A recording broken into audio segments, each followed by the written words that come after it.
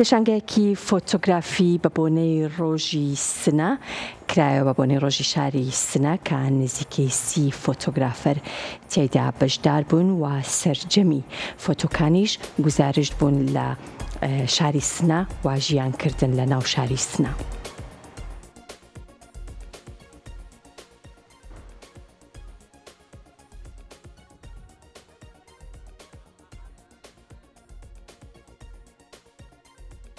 بە بۆنەی ڕۆژی سنە و بە پاڵپشتی شارەوانی شاری سنە پێشانگەیەکی تایبەت بە بواری فۆتۆگرافەری لە شاری سنە بەڕێوەچوو هەر لە پێشانگەیەدا فۆتۆی زیاتر لە 30 فۆتۆگرافر لە ئێران بۆ شاری سنە بانگهێشت کران و لە چەند ڕۆژی ڕابردوودا لە سنە وێنەیان گرت کە فۆتۆکان چەندین لایەنی جیاوازی ژیانکردنی لە خۆ دەگرت. هەروەها 49 وێنەی تایبەت بە لیژنەی هەڵبژاردن کە تا هەفتەی داهاتوو پێشانگاکە لا گەلەری هونەری شاری سنە بەردەوامە بێت.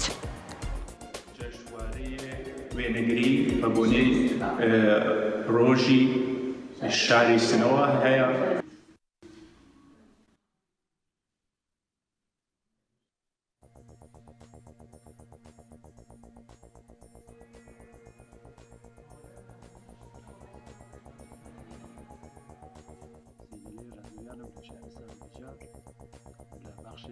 کەسانی بوومی جێشوارە بەرگوزیدە بوو هی جێشوارە لە شاری زیبای سینە بەرگوزار بوو هەمڕان سادی کشوەر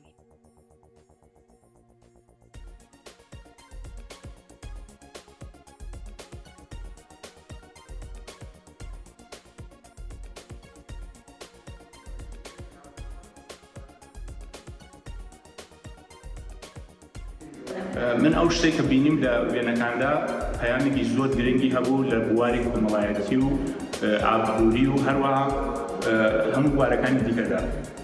زۆر جێگەی بایەخ و سەرنجڕاکێش بوو بۆ من. زۆر سپاسی هەموو ئەو هونەرمەندان و وێنەگرانە دەکەم. هیوادارم هەروە بەردەوام لە کارەکانیان و هیوای سەرکەوتنیان بۆ دەخوازم.